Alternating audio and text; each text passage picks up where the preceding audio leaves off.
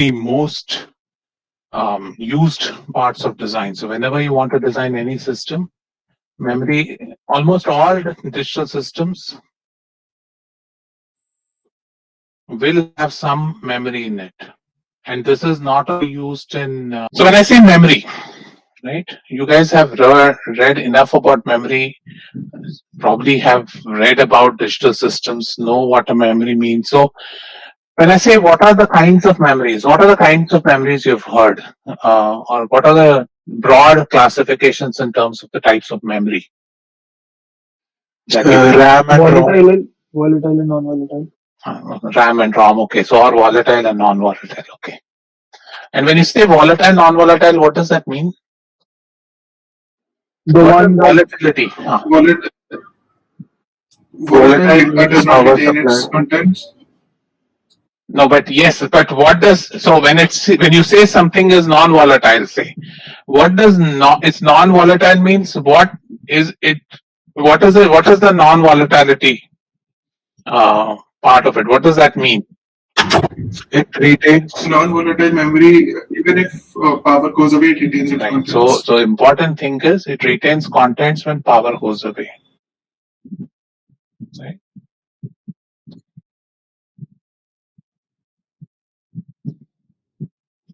So remember when we think about digital design, right? Even though we draw a gate like this, implicit in this gate is a power supply.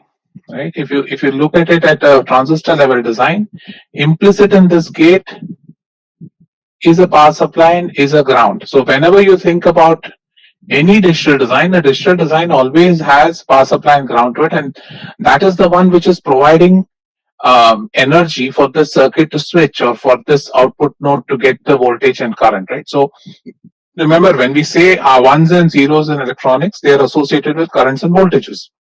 And so those currents and voltages, that power, the output power, is basically coming from the supply voltage that you have. And so when you say something is non-volatile, you're essentially saying that if I've say written 100 into this memory, and now if I pull the memory out, right, then whenever I reconnect this memory back and power up my circuit again, the memory will continue to have the value 100. So the other terms you would have heard for the same as this is known as a RAM, that is known as a ROM, right? So generally non-volatile memories, and again this is generic. So in reality, volatile and non-volatile are not referred to as RAM and ROM, but in this class, which is again simple first level class, we'll generally refer to non-volatile memories as ROMs or read-only memories. That is, as a user, you only have the flexibility of reading from the memory, whereas RAM is a random access memory. So when you say something is random access, it means that you can write anything you want into the memory, and you can read something back from the memory. Right? So whenever you think about memory, and so for those who are interested, fundamentally the difference between how these two memories work is that a RAM memory is based off our simple SR latch or a back-to-back inverter. So this is the basic bit cell of a RAM, right? Whereas ROM, remember ROM is storing. So when you think about a non-volatile memory is storing a particular value. So when you say something is storing, it is storing it as a physical change in this device. So there is a physical change that happens in the semiconductor device, right? So if you think about a very basic flash drive, say for example, you think about a USB drive, right? Your USB drive has a flash chip inside, and the flash chip, it is a non-volatile memory in the sense that I can pull the chip out from my computer, so it has lost power because a USB chip will draw power from the USB port. USB port has a 5-volt supply, right? So when you plug in your USB stick into your computer, the power supply for that USB stick comes from the computer that you're plugged into, and then that starts your access circuitry and everything. So you can use that to read and write onto the USB. But the main memory in the USB is a flash memory.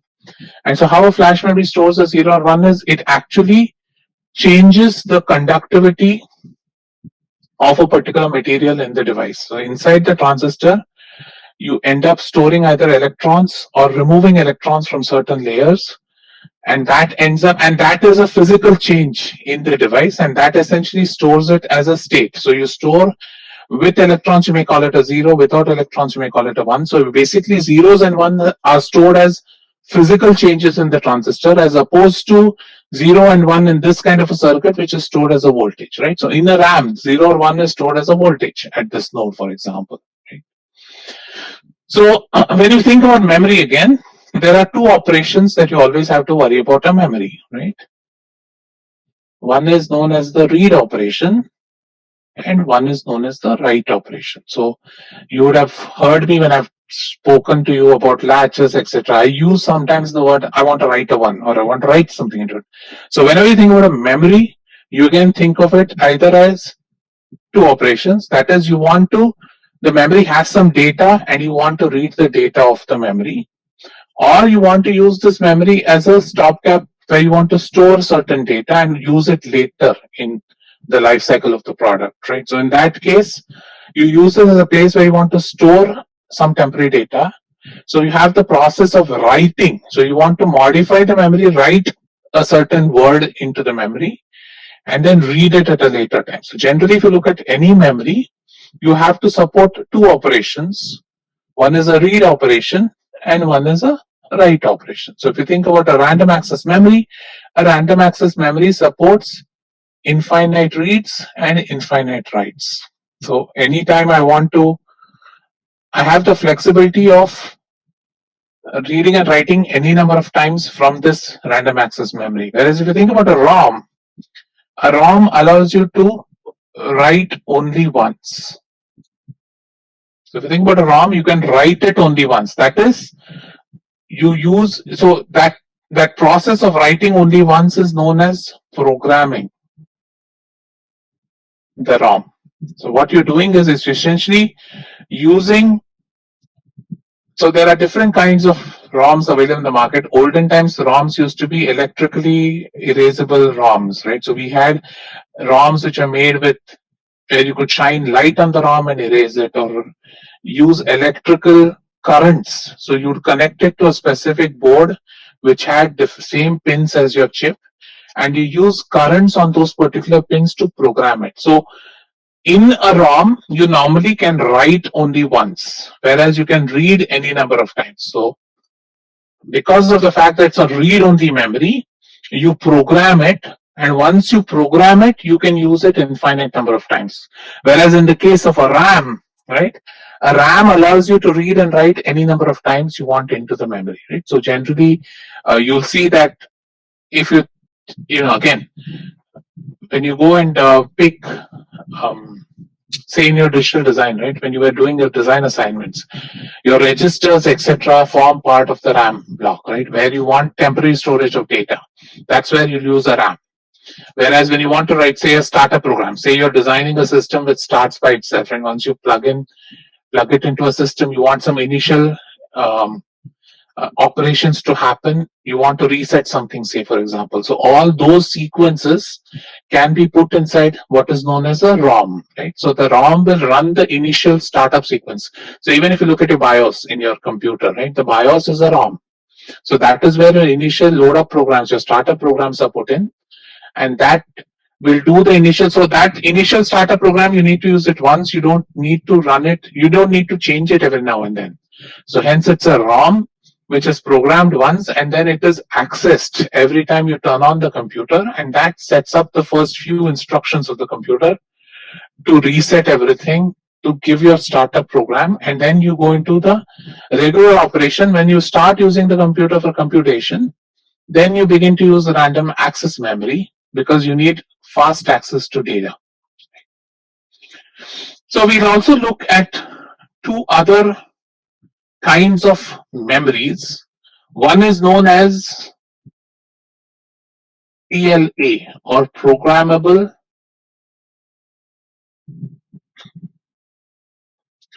logic array.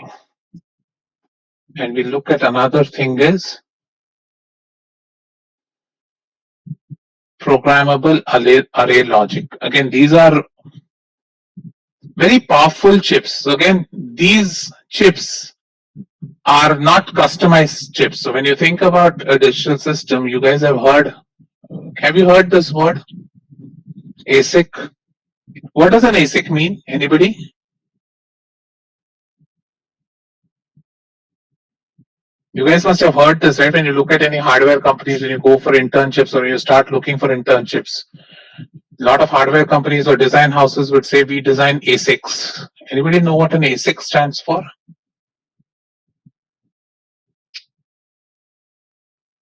Application specific IC. Very good. So this is an application specific IC. So one of the reasons why semiconductors became popular and why miniaturization of electronics happened and why it proliferated very quickly was the ability to design ICs for whatever operation you want. So this was known as an application specific IC. Right. So initially when electronics was prevalent, like in the 80s and all that, right, 70s and 80s, there were a lot of these kind of chips which are known as programmable PLAs or PALs. What they were are standard issues of chips which you bought from the market, and for your particular product or your particular problem, you programmed these into certain specific what do you say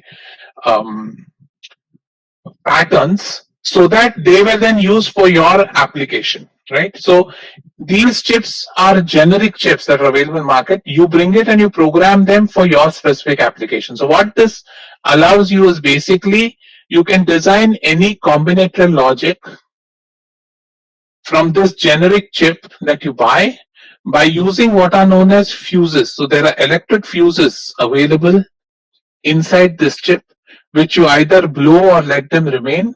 And with that, you can buy this chip from the market and program it once to make it into a combinatorial circuit you want. Right? So these are generic, so hence these tend to be very cheap. And they're less than a cent. You can go buy it and use them any number of times in your chips. The drawback with these is, since this is generic, it's not specifically optimized for application. So it may not give you the fastest speed. It may not give you, it might use a lot of, takes a lot of area on your board, for example, because for some simple operation, you might need a PLA. But then if you use a PLA, it's a generic chip. So you have to use a separate memory chip, you have to use a separate processor chip. So, you have to bring everything, signals onto the board, take it off the board, etc. Whereas in an ASIC, what you can do is ASIC gives you the power to put all this together into one single chip. You also have things known as, what does this mean? System on chip. System on chip. So system on chip means you further integrate components. So remember, whatever you had on the board, say 20 years earlier, what your parents worked on, that board have essentially been made into a simple chip, right? So a system on chip basically integrates not just processor, may integrate sensors into it, may integrate analog parts into it, may integrate memory into it. So as you integrate more and more items onto your chip, life becomes, you're optimizing it more and more, so you can get your application specific IC, which means it increases your profits because your chip is performing the best for your application, and so it would be the leader in its market segment, which means you can command a premium price on it, and which means that you can make profit, right? So that's generally how companies moved from using generic products towards ASICs, towards system on chips, etc. But nevertheless, we look at these because these are simple things to do simple problems in your undergraduate level or for hobbies or something. Like these are great things to do. And I'll introduce to you a very important class of chips known as FPGAs, or field programmable gate arrays. Again, these are chips which are normally used. Suppose you're thinking of a specific product, right? Suppose you want to design, say, a next generation gaming chip, right, which has very certain complicated algorithms that you're implementing on silicon. So when you have to do that implementation on silicon, normally once you design your algorithms, when you design your architecture, the normal cycle is then you put everything on silicon and then you send it, you run a test chip, you send it to your foundry, the foundry sends back a chip after 6 to 8 months, you test it, you reassess your design. By then your customer might have defined certain new requirements, you put them again into a test chip. So a product cycle when you're developing an ASIC or SoC takes around 2 to 3 years for a normal product. What an FPGA does is, an FPGA provides you a programmable, it's like a, what do you say, programmable board that you have with you. So you can load up your algorithms, you can load up your circuit using fuses. Again, this is electrical fuses are available on this chip, which allows you to simulate what you have done. So this is mostly used as a simulation, right? So this is a simulation that you can do of your real chip on silicon. So this uses the same components, your gates, etc. Only thing is this is a very big chip, so you can convert your design by blowing appropriate connections between these various components and simulate your SoC on the FPGA. So therefore FPGAs become very popular when you have to say do field experiments, right? For example, you have this new, as I said, you have a new gaming chip, or you have a new chip which says make search faster, for example. Suppose you're working on one of the Google chips or Facebook chips which want to make searches faster. So in that case, while you wait for this chip to come from TSMC, what you can do is you can set up an FPGA, right, and run your various tests on that and prove it to your customers that, okay, this indeed reduces my time by, say, from 1 microsecond to, say, 10 or 20 nanoseconds. So all those kinds of and then you can look at some early data, you can start looking at reliability issues, etc. So an FPGA is essentially used for that. An FPGA is used to provide some early look at field level data that is available. So that furthers your case for why an SoC might be needed. So eventually an FPGA works out to be a very expensive solution, because an FPGA is a very expensive chip. It's a large chip, it's a power hungry chip. So you cannot design a product of an FPGA. But what you can do is you can take the FPGA, go and test your design on it, confirm your field level analysis, and then come back and then do the same thing on the SoC. But learning from the field, you can implement a better SoC. So the FPGA is, as I said, a simulation platform available to you to simulate the hardware, if you will. It's not a software, it's actually simulating the circuit through a variety of electrical fuses that you have. Okay. So again, so we look at these different kinds of chips. Again, FPGA, I'm not going to go into programming and all that, but I'm going to give you an idea about what an FPGA looks like, what are its basic building blocks. So it's more of a information sharing that I will have with you. But I want you to keep that in mind. So as you go on, through your career in the next few semesters, you can figure out, okay, when somebody says, go and do this on FPGA, what does it mean? What is the use? Because remember, FPGAs, by the way, the biggest player in the FPGA market today is Intel and Xilinx, right? And Xilinx is again under acquisition. I think AMD is planning to buy out Xilinx. So I think it's going to the top two companies. But you see that there's a lot of value in having a simulation-worthy chip available. So FPGAs again are you'll never build a product on FPGA, but it is very useful when you're doing a design of a chip. So when you look at PIDs or PLAs, typically what these consists are nothing but a bunch of AND gates and a bunch of OR gates. So we'll look at this again in detail. So PLAs and PALs are used to basically implement any combinatorial function which can be written as an AND OR function or an OR AND. Remember, any Boolean function can be written as an AND or an OR AND, right? So using that logic, you can basically blow fuses and create any Boolean function on these chips. Okay, so this is kind of the rough topics that we'll cover in the next 2-3 classes when we deal with memory and programmable chips. Okay, so let's now talk a little bit about the first type, which is the random access memory.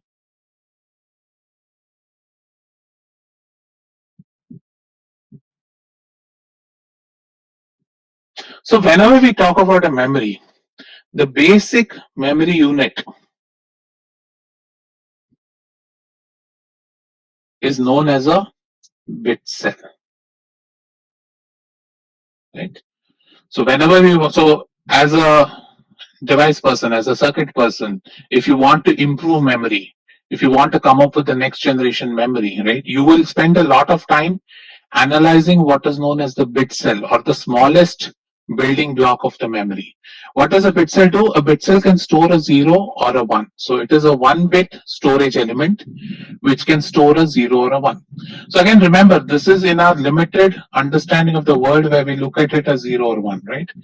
If you guys want to go into quantum computing and all that, then you begin to see that they essentially don't look at the world as 0 and 1. And then when you start looking at entanglement and all that, things become different. Or even you can think of logic. Instead of being 0 and 1, you can think about a 4-state logic, 8-state logic, etc., 6-state logic, right?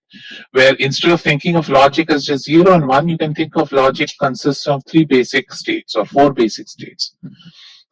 But the world today still thinks of logic as 0 or 1, so we'll keep our understanding limited to just that. So when you think about a bit cell is the basic building block of the memory, which can store a 0 or a 1, right?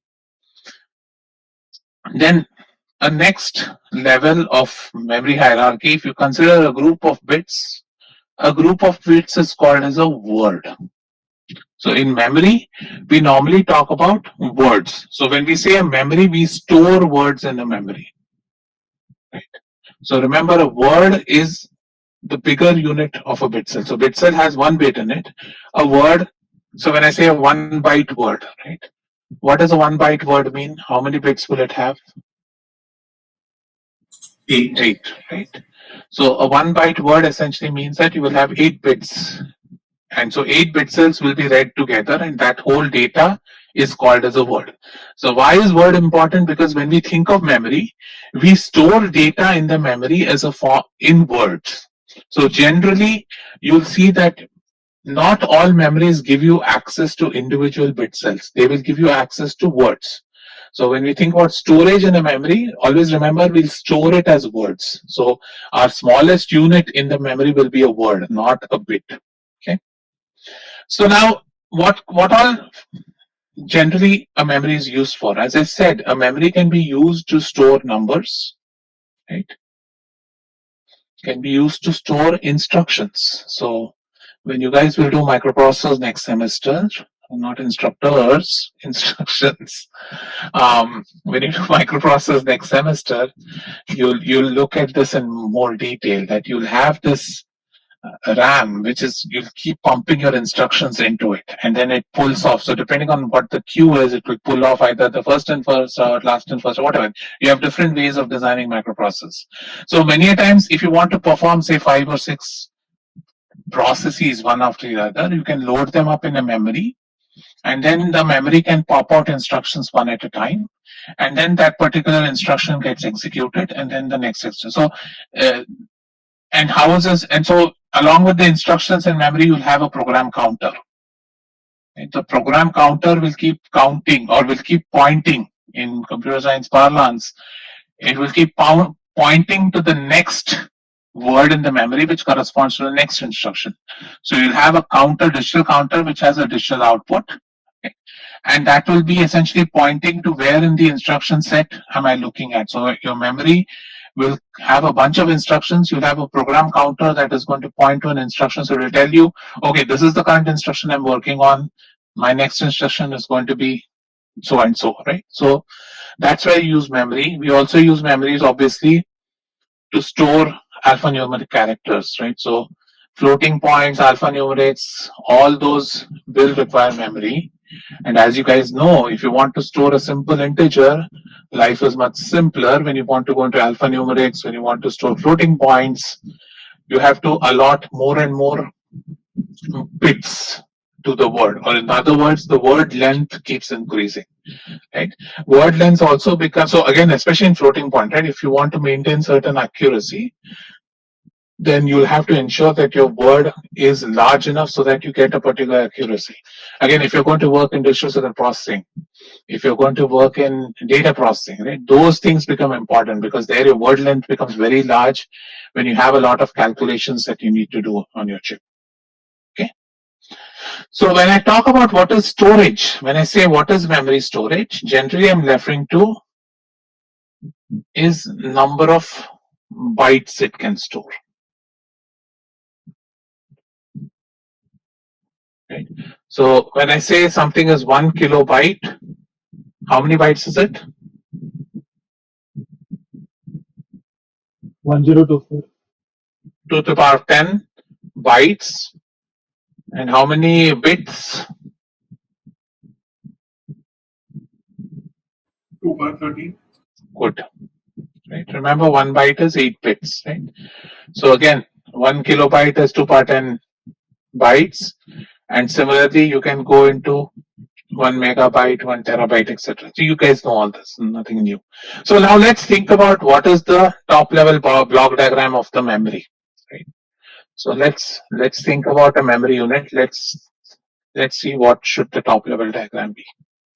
So let's assume this is my memory unit I want to define, right? And so the memory unit, let's assume it has 2 to the power of k words that you can store, and each word is made up of n bits, right? So again, when you think about the memory, you want to think about how the memory is designed or how is it organized, right? So when I say how is a memory organized, I'm talking about how many words can it store and how many bits per word, right? So when you think about the top level diagram of this memory, you basically need to have an input port of n bits. So this would be your data in, right? So every time I want to write something into the memory, it needs to be a word that is n bits long. And if I want to write in, I have to write that into my data in port, right? So if you think about it, it's basically n lines coming into this memory unit. Similarly, going out, I'll have a data out, which will be n bits long, right? Again, this n number justifies how many inputs I can take in parallel at a time and how many outputs I can give out in parallel. In addition, for every word, I need to have a unique identifier, right? Because what I want is that suppose I have 3 words stored in the memory, I should be able to access all the 3 words, right? So which means that if I have 2 power k words, how many bits do I need to access these 2 power k words, or how many how many bits do I need to access 2 power k words? N into 2 power k. No, wait. How many bits no, sorry, I didn't mean bits. Suppose I want to access every word, right? So I want to access 2 power k words. How many lines will I need to individually access 2 power k? K lines. Right? So you can think about every minterm can be associated with a particular word, right? So I'm calling these k lines as my k address lines, because I'm saying that so this will have k bits. So these address lines, so this is your address. So every combination of k will point to a unique word in your memory unit, right? So you have k address lines, and k address lines will allow you to access every individual word in this memory, right? And then you'll have, as I said, you want to do 2 operations, so you need to have 2 inputs, a read input and a write input, to tell the memory what is it that you need to do. So if I think about the top level block diagram of this memory unit, right? I have k address lines, I have n data input lines, I have n data output lines. In addition to the address lines, I have a read or a write. And then again, if you guys are smart designers, you will always include an enable in it. Right?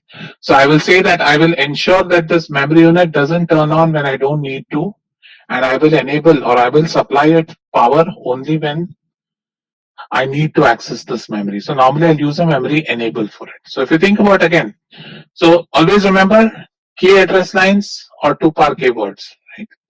And so because you want to access each and every point in the memory, so you can also think about it. The other way sometimes which helps to think about memory is that you can call these 0, 1, 2, etc., all the way to 2 power k, right? And everything has, right? So 0 or 1, 2, and -1, right? So that's how your memory is addressed. Yeah. So can you explain the read and write part again?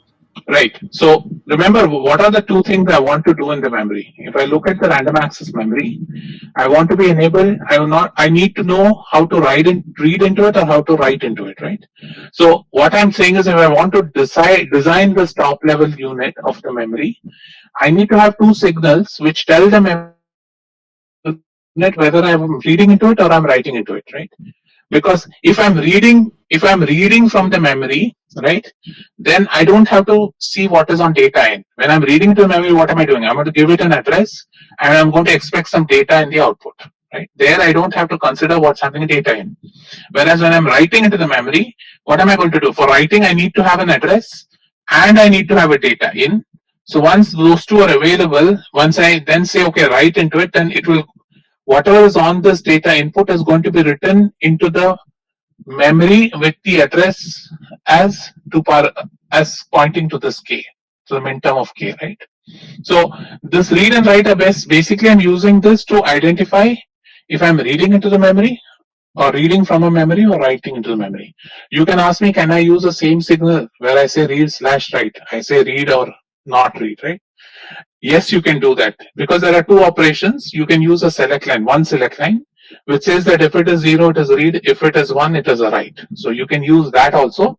But general design is that we keep two separate inputs, which are read and write. So in this case, when that line goes high, that is when this read line goes high, it indicates to the memory that I'm reading from the memory. When this write line goes high, it indicates to the memory that I'm writing to this memory. So I will also ensure as a user that read and write both don't go high at the same time. Or I can design this memory in such a way that if read and write go high, I can say read always has priority. So if read or write go high, then I'll say that in that case, read will also always assume priority. That way I don't damage anything that's inside the memory.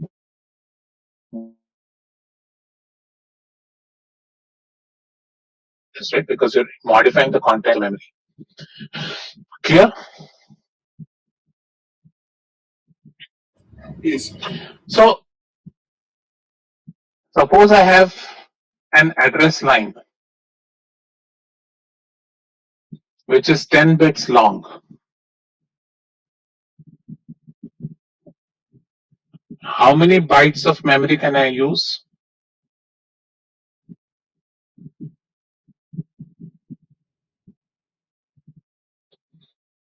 Two to the power 30.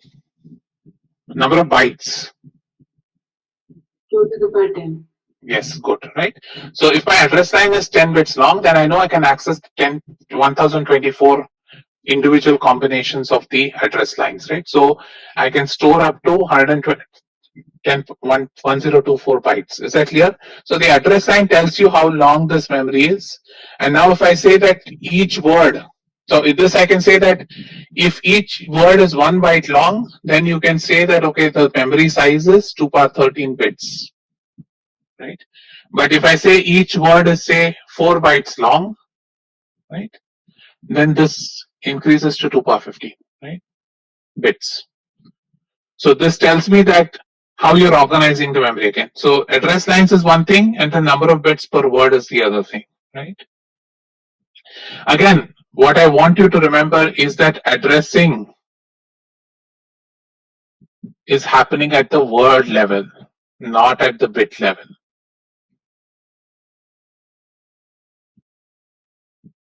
right? So which means that you cannot access half a word. You cannot access the the jth bit of the word normally. If you want to do that, you pull out the entire word out and then you can use something like that to pick out a particular bit in that particular word. But generally when you use a memory in design, we always worry about it taking inputs entire n bits at a time and giving outputs n bits at a time. Okay. So now let's think about the algorithm. Now suppose I say that I want to read the memory, right? Suppose I want to read a memory. What should my algorithm be for that? Anybody want to tell me? Let's write out the algorithm. Suppose I want to read from the memory. How should I play around with the signals? What should my signals be like?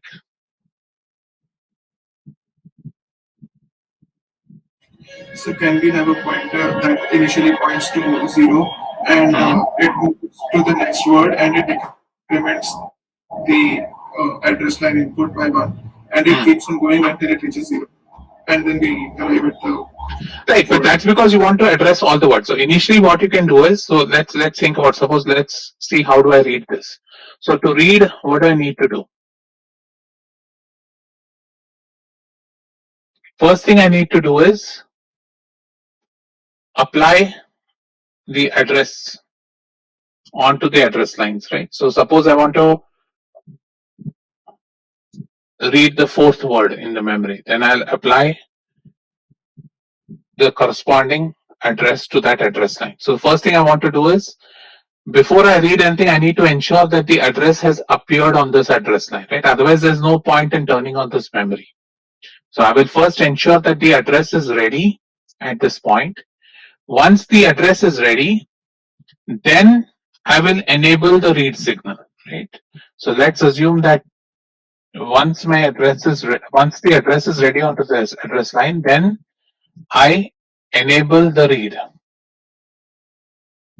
Can we use a decoder here? Yeah, we were going to talk about that. Just hold on. Yeah, we will use decoders. Right. So once I enable the read, right?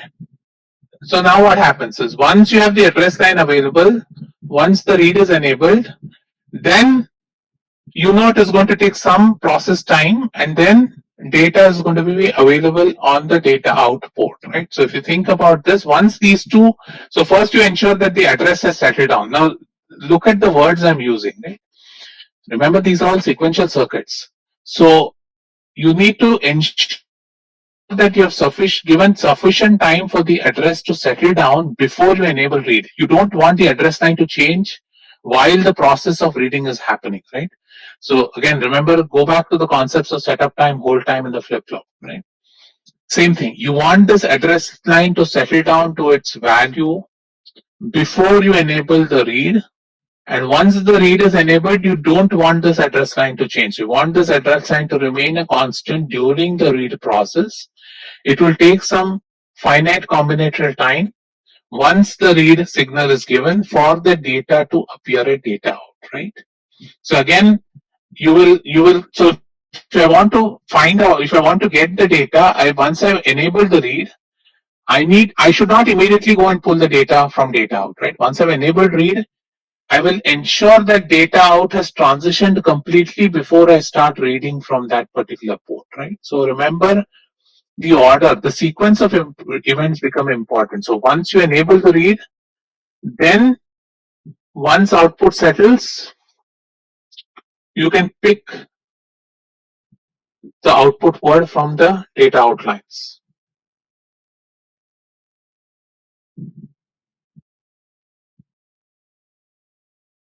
Right? So again, a flip-flop is a good proxy for how a memory works. That is, you want, because eventually all these are going to be made up of flip-flops, right? So what you essentially want to think about is that your address should be settled completely, then enable read. Then, so now let's use the same logic. Suppose you want to write to memory. What would be the algorithm?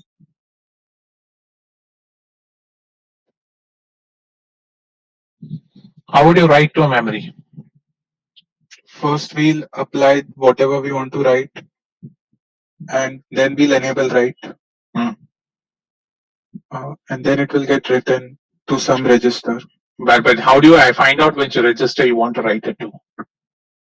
Oh, we'll also need to specify the address. So same logic. First thing is apply address. So again, normally what we do is we first go in and apply the address onto the address lines. That is where we want to write. So this is nothing but where do you want to write the word.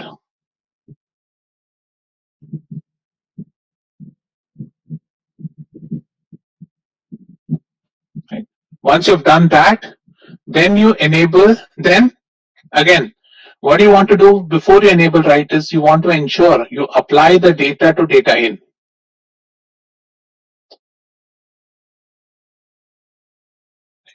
So you want to ensure that this port has the address ready, this port has the input word ready before you enable this unit, right? Again, because you don't want these 2 points to change once the write is enabled, because write is again will take a finite time. So during that time, as the gates transition, you don't want these inputs to transition. So again, before writing, you want to ensure that your final address is ready and available at this port. You want to make sure that the input data is ready and available at this port. Once both these ports have settled down, then you apply a write, and then you write whatever is data in into the particular point, right? So again, here the logic would be that you initially, after you apply the address, you apply the data to data in, right? And then you enable write.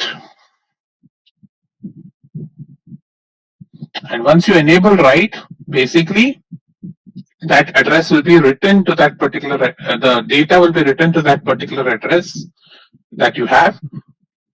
Again, remember, once you've enabled write, once the data writing process is complete, you have to then disable write. You cannot keep write on at all the time, right? Keeping read on at all the time is also not recommended, but enabling write, you have to be very careful about it. You want to enable write just for as long as it takes to write or to transfer whatever is on this input port into the memory. But once you're completely sure that what's on this input port has been transferred to the memory, you want to ensure that you bring the write down again, because that way you can keep this unit isolated if there are any changes happening here, right? So these signals become very critical, and these are timing sensitive signals. So this is where, when we discuss timing diagrams, when we discuss timings, those become important. That is, you essentially want to always ensure that the write is a pulse. Write should never be enabled and left it as is, right? Write should always be a pulse, and the write should be the time for the pulse width will be determined by the worst or the longest time taken for data to be written into the memory. So now, physically, if you think about it, again, this is second order effects which are not expected from you in this class, but when you think about it, in reality, this memory unit is spread on a finite area of a chip, right? So which means that if your data inputs are coming from the top, writing something which is close enough to the data input port will require less time than writing something far away from that data port, because these signals have to travel over metal wires, right? They are interconnects, there are transistors as they travel through. So writing something far away from the data port may take longer than writing something here. So the total time this write has to be high really depends on what is the worst case time required for this memory to write from data into the memory, right? So again, what I'm giving you is very, very simplistic view of memory. In reality, a lot of tests need to be done for you to figure out what is the worst case write time. Like, what is the pulse width I need to ensure write has, so that anytime I given a data input word, it is written reliably into the memory, right? So that you need to understand what the worst case is, and you need to plan for that whenever you want to write or read into the memory. So as I suggested, so one way to think about these signals, other way would be that you can also think of this as one enable signal. So suppose I think of my memory. Suppose I think of a signal read comma write or read slash write, right? And I can call this read bar slash write, and I'll talk about another signal, say an enable signal. So I can also design access memory like that. I can say, let's call this signal enable. Let's call this read write signal. I mean, by doing this, I've already given you the logic, right? So what does this mean? This means that when this is 0, I don't care what's on this signal, the memory is disabled. That is, the memory is impervious to what's happening on its output or input ports. When I want this to read, then I will ensure that enable is set to a high, read is set to a 0, right? Sorry, sorry, I'm going to follow a textbook convention. Let's call this. Right. So when when this port goes to 0, it says write to the selected word, and this is because I assume that the address is available on the address line. So when address is available on address lines, so before I do all this, I will ensure that address is ready. In the case of write, I will ensure that the data is ready at the input, and then I will push enable to high and I will push read write to 0. And in this case, then I will be able to write into this. And if I want to read again, I do this combination of 1 1. And so this would then read as read from the selected word.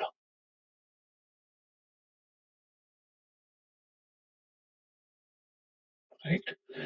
So you can also think about enabling or using a memory like this, where you essentially use two control signals, an enable signal and a read write bar signal. And the read write bar, again, the convention for this port is going to be read write bar, which tells you that it will write into this memory when this port is a 0, and it will read from this memory when this port is a 1. Right. So let's think about, suppose I ask you, I'll stop here. Let's think about a timing diagram for a write operation.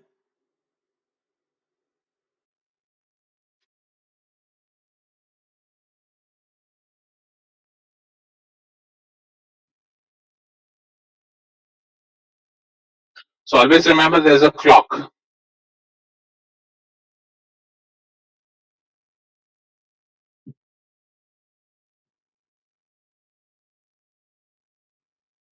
And let's just number these clock pulses.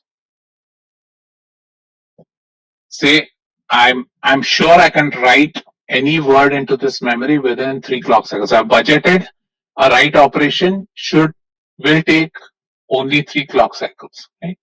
So what I would do in this case is at the start of T1, I will ensure that so if I look at my address, ensure that my address is valid throughout this entire period of writing. So again, you guys have done Verilog to know that these indicate that signal transitions, right? So this point, I'm saying this address is valid on the address lines. So when address is valid, and then what I'm going to do is I'm going to enable the memory. And when I disable them, let's assume that I have to generate a timing signal, right? So normally, I'm showing you what a typical timing diagram would look for an write process. So I would say memory enable, I will give it a high during this process. At the same time, I will give a low on the read write bar signal.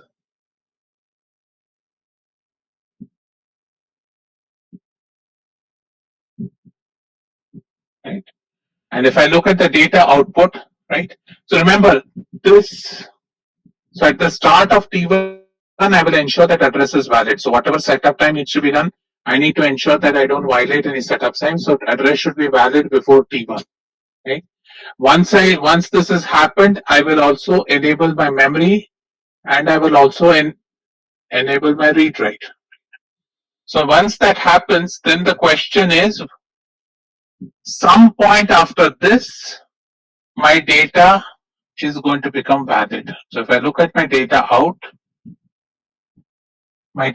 will become valid at some point after my read write signal has gone down, and this is going to be my data value.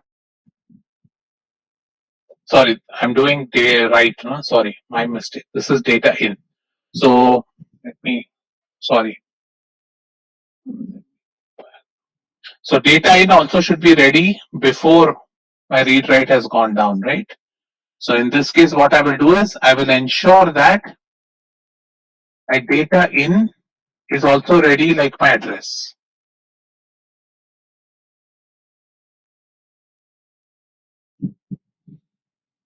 So data should be valid.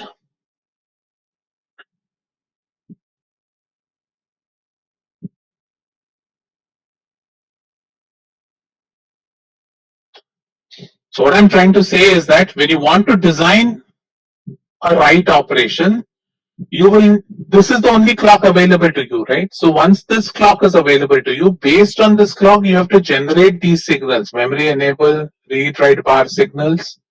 You need to ensure that your address and data valid are ready before T1. So these are the two timing signals which you need to generate. So this is where timing signal generation becomes important. So we have special circuits to generate these signals. So these signals are going to be generated for specific times which you will need to design. So if I give you a clock like this, you should be able to design a state machine which can give you a memory enabled signal like this, right? It's simple to do this kind of a design.